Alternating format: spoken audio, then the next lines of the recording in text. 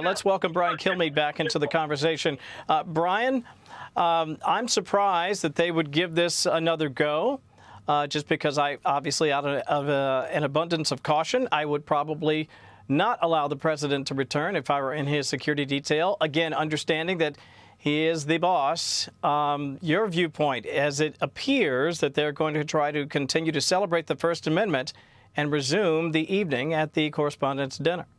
I mean, the thing is, he does not want an incident to stop what we're supposed to do. I mean, that whole thing about from terrorism when it first burst on the scene, 9/11, got to go back to your life. Don't let terrorism stop you. And if the Secret Service says we cleared the facility, we cleared the facility. I will just relay to you the information that I got. You know, I was sitting next to Tulsi Gabbard. Literally, she was right to my right.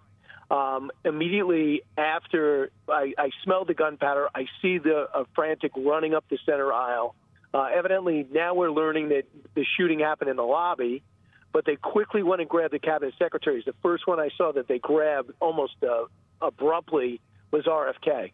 And meanwhile, when I looked up at the podium, I'm talking 5 seconds, the whole podium was empty. President, the vice president, other side of the dais, they were gone.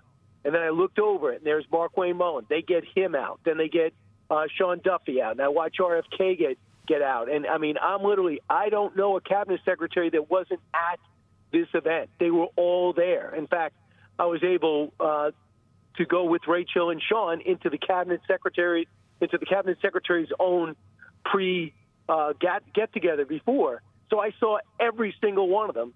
And I'm trying to think to myself who was missing. You know, I even saw the FCC director. So this is a target-rich environment for evil people.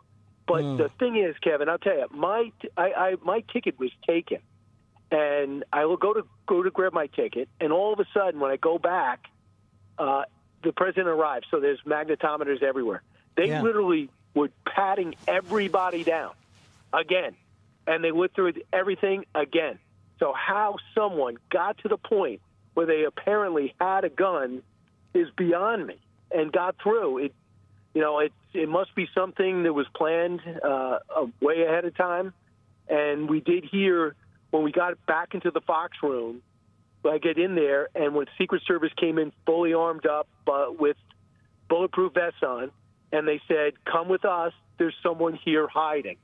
Now, whether they were saying that to get us out, I'm not sure. So they grabbed us through the kitchen, and we went out through the kitchen. And on my right, I saw Kash Patel, and one of the main people they got out is, believe it or not, on my table is Erica Kirk, obviously traumatized, under the table.